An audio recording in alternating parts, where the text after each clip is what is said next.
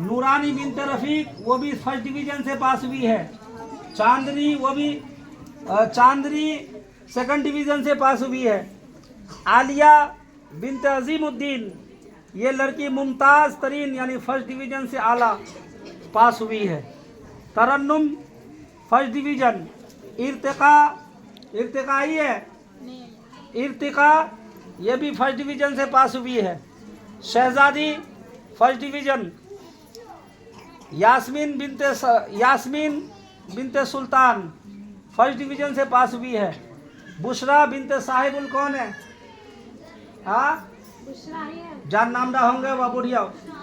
बुशरा आई है, बुशरा तोर माँ है। हाँ, तोर माँ छना दुनिया तो है। और जुनेरा है। हाँ, जुनेरा आई है। जुनेरा माउनियों से